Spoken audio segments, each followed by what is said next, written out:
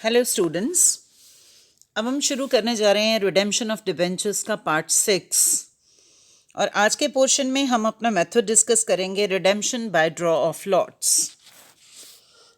Under this method debentures are redeemed annually in instalments. एक ऐसा method जिसमें हम अपने डिबेंचर्स का रिडेम्पशन हर साल करेंगे, कुछ इंस्टॉलमेंट्स में। मान लीजिए आपके पास 4 लाख रुपए के डिबेंचर्स हैं और अगर आप उनको 4 साल में 1-1 लाख रुपया करके रिडेम्पशन करना चाहते हैं तो हम इसे कहेंगे redemption by draw of lots. Terms and conditions for issue of debentures may provide for redemption of certain proportion of debentures each year। जो आपने अपने अपने डिबेंचर्स को इशू करते हुए रिडेम्पशन की टर्म्स एंड कंडीशंस अनाउंस की हैं, उसमें आप ये भी कह सकते हैं कि हम बाय ड्रॉ ऑफ लॉट्स हर साल कुछ अमाउंट ऑफ डिबेंचर्स को रिडीम करेंगे। कौन से पर्टिकुलर डिबेंचर्स को रिडीम किया जाएगा वो डिसाइड किया जाएगा बाय ड्रॉ ऑफ लॉट्स। जो डिबेंचर्स का रिडेम्पशन है वो पार पे भी हो सकता है और प्रीमियम पे भी हो सकता है। जो हमारा डीआरआर का ट्रांसफ़र था कि जब हम अपने डिबेंचर्स को रिडेम्पशन करते हैं और उसके लिए हमें 10% of debentures to be redeemed को डीआरआर में डिबेंचर रिडेम्पशन रिजर्व में ट्रांसफ़र करना चाहिए, वो इस मेथड में भी अप्लाई होगा। फर्दर जब कंपनी की जो रिक्वायरमेंट थी कि 15% ऑफ अमाउंट ऑफ डिबेंचर्स को वो सिक्योरिटीज़ में इन्वेस्ट करेंगे, वो कंडीशन भी अप्लाई होगी। तो इसमें 3 खास बातें आई कि हमने अपने डिबेंचर्स का redemption by draw of lots हर साल एनुअली इंस्टॉलमेंट्स में करना है। सेकेंड इंपॉर्टेंट पॉइंट कि हमें 10% का डिबेंचर रिडेम्पशन रिजर्व में ट्रांसफ़र करना है और 15% हमें इन्वेस्टमेंट इन सिक्योरिटीज़ करना है। तो इन तीनों पॉइंट्स को मद्देनज़र रखते हुए हम अपने इस टॉपिक को आगे बढ़ाएंगे। इलस्ट्रेशन नंबर 18 से हम स्टार्ट ले रहे हैं। Pearl Limited has 5,009% debentures of rupees 100 each due for redemption in 4 annual installments starting from 31st March 2016। तो देखिए इस पहली लाइन में ही हमें क्या कहा जा रहा है कि आपके 5,100 रुपये वाले डिबेंचर्स हैं। इसका मतलब टोटल डिबेंचर्स का नंबर बन गया आपका 5 lakhs और उनको आपने 4 एनुअल इंस्टॉलमेंट्स में रिडेम्पशन करना है। तो अगर हम 5 लाख डिवाइडेड बाय 4 करके निकालें तो इट मीन्स हम हर साल 1,25,000 रुपये के डिबेंचर्स का रिडेम्पशन करेंगे। कंपनी एंड डेट जो रिडेम्पशन की स्टार्ट करनी है वो 31 मार्च 2016 से करनी है। Company has a balance of rupees 40,000 as debenture redemption reserve on that date. तो जब आप अपने डिबेंचर्स का अमाउंट देखते हो तो वहाँ से आपको नज़र आ जाएगा कि 5 लाख के अगर हमारे डिबेंचर्स हैं टू बी रिडीम्ड, 10% के हिसाब से हमें 50,000 का डिबेंचर रिडेम्पशन रिजर्व बनाना चाहिए। लेकिन ऑलरेडी कंपनी के पास 40,000 रुपया डीआरआर में पड़ा है। इसका मतलब कंपनी जो एडिशनल डीआरआर में ट्रांसफ़र करेगी 10,000 रुपये का एडिशनल ट्रांसफ़र किया जाएगा। The company invested the required amount in government securities on 30th April 2015। तो हमें 30th अप्रैल 2015 से इन्वेस्टमेंट करने के लिए कहा जा रहा है। हमने रिडेम्पशन 31 मार्च 2016 को शुरू करना है, तो इसका मतलब हम सबसे पहले इन्वेस्टमेंट की यही एंट्री के साथ ही अपने क्वेश्चन की शुरुआत करेंगे। तो चलिए स्टार्टिंग करते हैं। Record necessary journal entries. तो हम अपने क्वेश्चन का सॉल्यूशन शुरू करते हैं। सबसे पहले इन्वेस्टमेंट ही की जाएगी। 2015 में 30th अप्रैल को हमने इन्वेस्टमेंट की debenture redemption investment account debit to bank account 18,750। अब ये 18,750 कैसे आया? 1,25,000 का हमने रिडेम्पशन करना है तो उसका हमने 15% निकाल लिया विच कम्स टू 18,750। इसके बाद नेक्स्ट जो मैंने अभी आपसे जिक्र किया था कि हमें टोटल डीआरआर में अमाउंट ट्रांसफ़र चाहिए 50,000 का और 40,000 ऑलरेडी हमारे अकाउंट्स में डीआरआर में है, तो हम 10,000 का और ट्रांसफ़र करेंगे।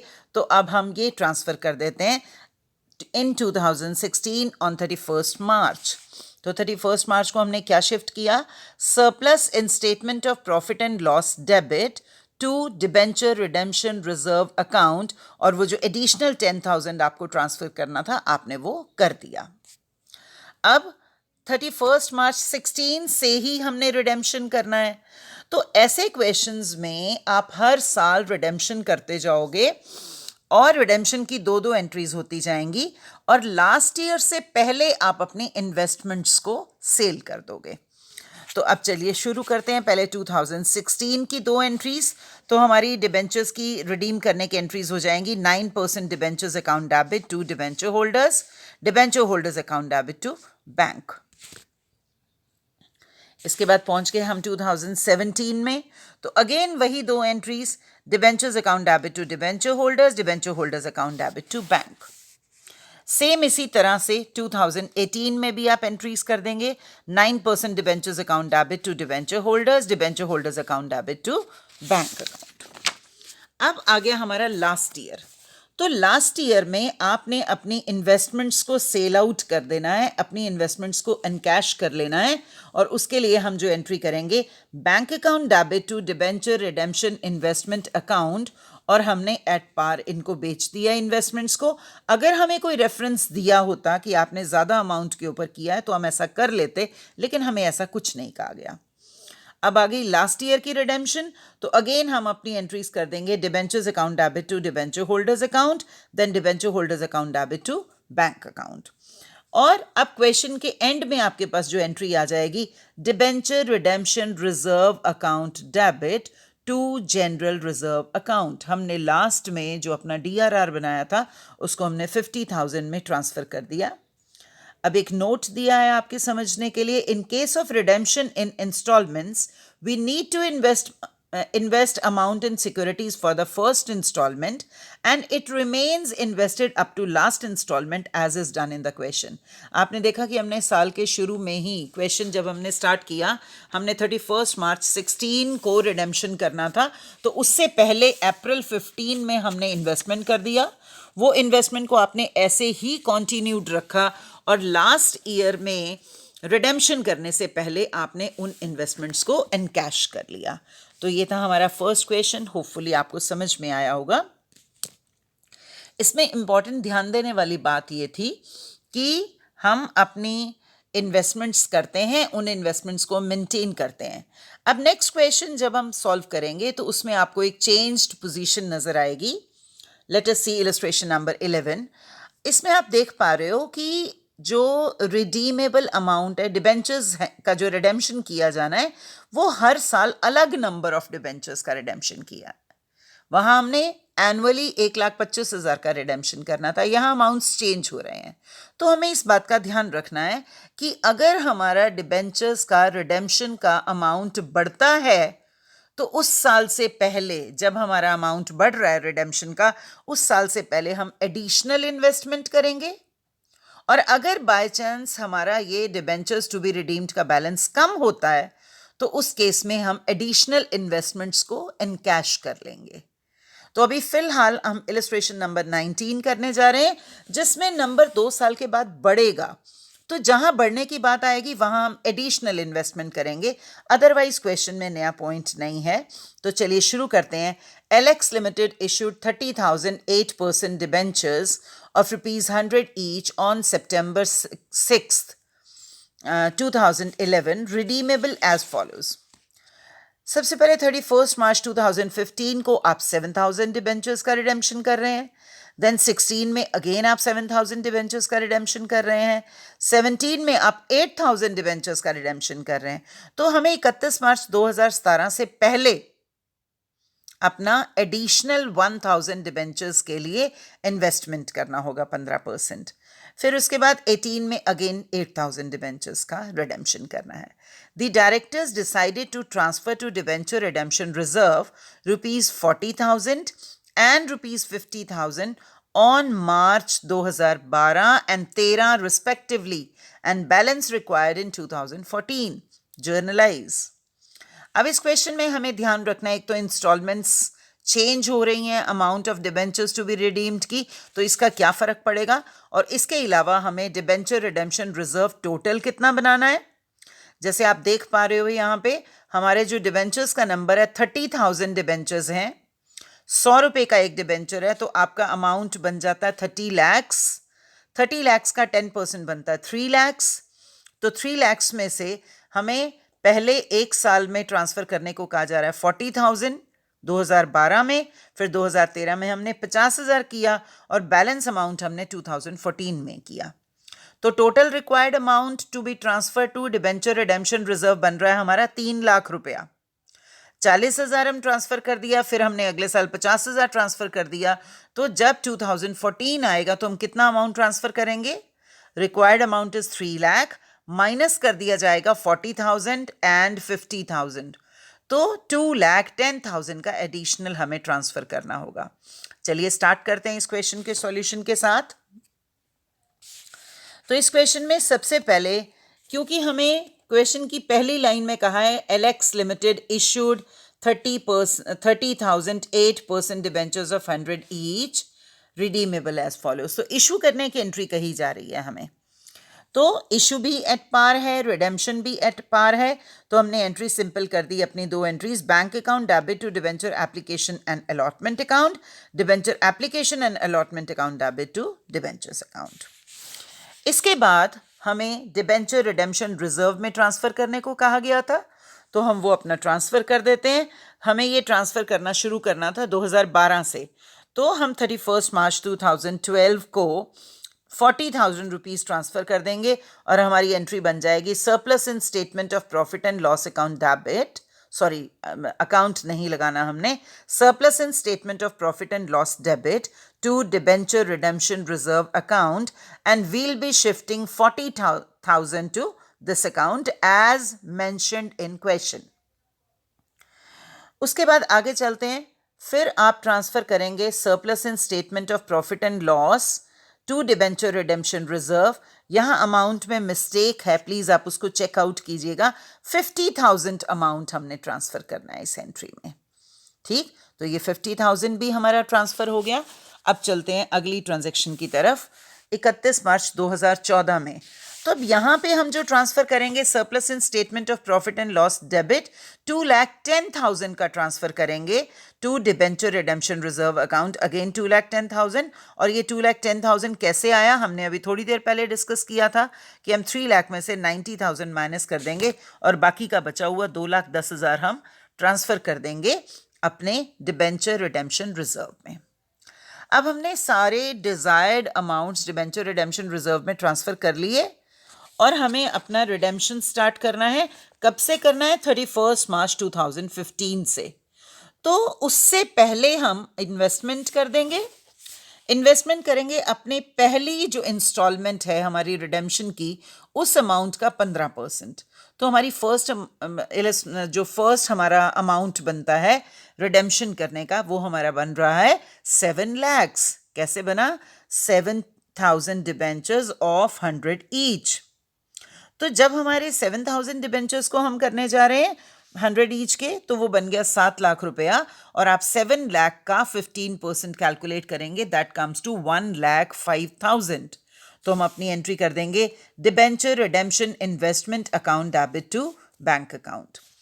इस एंट्री के साथ ही अब हमारा रिडेम्पशन करने का सिलसिला शुरू हो जाएगा, जैसे हमने पिछले क्वेश्चन में किया था। तो फर्स्ट ईयर के एंड में 31 मार्च 2015 को आप रिडेम्पशन करोगे पहली इंस्टॉलमेंट का 7 लाख का। तो एंट्री हम कर देंगे 8% debentures account debit to debenture holders account, then debenture holders account debit to bank account. अब इस ईयर में और 16 के अमाउंट में कोई चेंज नहीं है, इसका मतलब हमें कोई इन्वेस्टमेंट एडिशनल नहीं करनी, कोई सेल आउट नहीं करनी, तो सीधा हम जंप कर जाते हैं अगले साल की 2 एंट्रीज पे, और वो 2 एंट्रीज हमारी बन जाएंगी 8% debentures account debit to debenture holders account, then debenture holders account debit to bank account. 7 lakh रुपया फिर से हमने ट्रांसफर कर दिया। अब इससे अगले साल में जब हमने रिडेम्पशन करना है, तो उस रिडेम्पशन के लिए हमें 8 लाख की इंस्टॉलमेंट का रिडेम्पशन करना है। इट मीन्स हमें 1 लाख का 15% और इन्वेस्ट कर देना चाहिए। तो हम एंट्री कर देंगे debenture redemption investment account debit to bank account, और ये 15,000 रुपये हमने और इन्वेस्ट कर दिया। कैसे निकलेगा ये अमाउंट? 1 लाख इंटू 15/100। और कब करेंगे ये? 2017 से पहले 30 अप्रैल को। अब 2017 का रिडेम्पशन कर देंगे। 8% debentures account debit to debenture holders account and debenture holders account debit to bank account. इसके बाद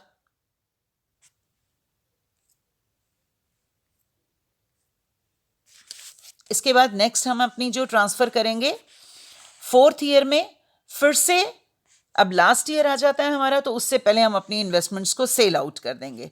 तो इन्वेस्टमेंट्स को सेल आउट करते हुए आप करोगे entry bank account debit to debenture redemption investment account. हमने अपनी इन्वेस्टमेंट्स को सेल आउट कर दिया। लेकिन यहाँ ध्यान ये रखना है, जब आपने अपनी इन्वेस्टमेंट्स को बेचना है तो आपने 1,05,000 की इन्वेस्टमेंट पहले की थी, फिर 15,000 की एडिशनल इन्वेस्टमेंट की थी, तो आपने दोनों इन्वेस्टमेंट्स को बेच देना है 1,20,000 रुपये में। इसके बाद आप लास्ट ईयर की अपनी इंस्टॉलमेंट ट्रांसफर करेंगे, डिबेंचर्स की रिडेम्पशन ड्यू करेंगे, तो debentures account debit to debenture holders account, debenture holders account debit to bank account. और लास्ट में जो हमने डिबेंचर रिडेम्पशन रिजर्व में टोटल 3 लाख ट्रांसफर किया है, उस पूरे को हम जनरल रिजर्व में ट्रांसफर कर देंगे।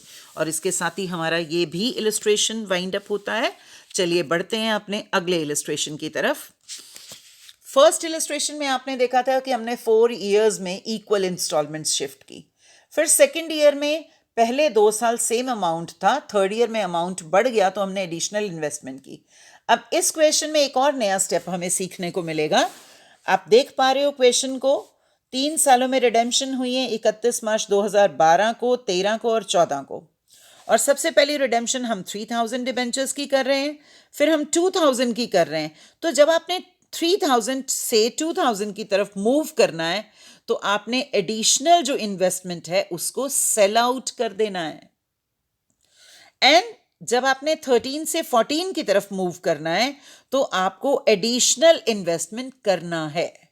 इट मीन्स हम एक नया स्टेप सीखने जा रहे हैं कि जैसे इंक्रीज्ड अमाउंट के लिए हम अपनी इन्वेस्टमेंट इंक्रीज करते हैं, तो अगर डिक्रीज आ रहा है तो हम एडिशनल इन्वेस्टमेंट को बेच देंगे। तो चलिए एक बार स्टेटमेंट पढ़ते हैं पहले पूरी।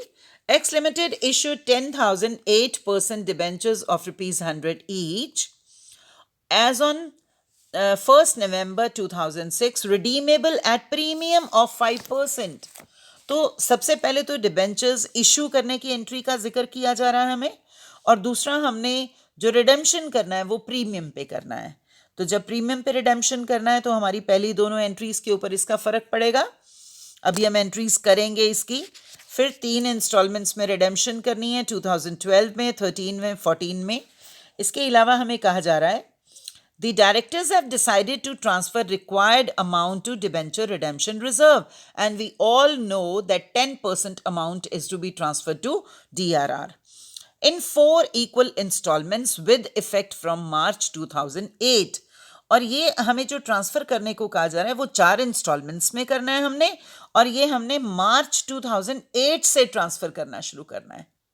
तो 4 साल हम ट्रांसफ़र करते जाएंगे और फिर 2012 में हम रिडेम्पशन स्टार्ट कर देंगे। As well as companies already having rupees 30,000 in debenture redemption reserve account।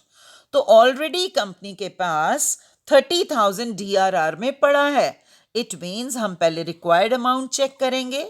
Required amount आप अपनी पहली लाइन से निकाल सकते हो आराम से कि 10 लाख का हमारा टोटल रिडेम्पशन होना है। तो अगर 10 लाख का टोटल अमाउंट है तो कितना अमाउंट आप ट्रांसफर करोगे? 10%। तो 10% बनता है 1 लाख। 1 लाख में से 30,000 हमारे पास ऑलरेडी अमाउंट अवेलेबल है, तो आप रिमेनिंग 70,000 की 4 इक्वल इंस्टॉलमेंट्स कर देंगे और फिर उनका रिडेम्पशन किया जाएगा, फिर उनको DRR में ट्रांसफ़र किया जाएगा। तो उसके बाद the company has compiled the condition of investment as per law. हमने इन्वेस्टमेंट की कंडीशन करनी है फुलफिल, पास जर्नल एंट्रीज। तो let us proceed to the entries. सबसे पहले आप 1 नवंबर को डिबेंचर्स इशू करने की एंट्री करेंगे, जो हमारी स्टेटमेंट में पहली लाइन है उसके मुताबिक, और एंट्री बन जाएगी आपकी bank account debit to debenture application and allotment account. जब आपको सेकेंड एंट्री करनी है, क्योंकि हमने रिडेम्पशन प्रीमियम पे करना है, तो keeping in view redemption to be done at premium, हमारी एंट्री बन जाएगी debenture application and allotment account debit. Loss on issue of debentures account debit to 8% debentures account to premium on redemption of debentures account. यहाँ by mistake entry में गलती की गई है तो आपको करेक्ट करना है इसे.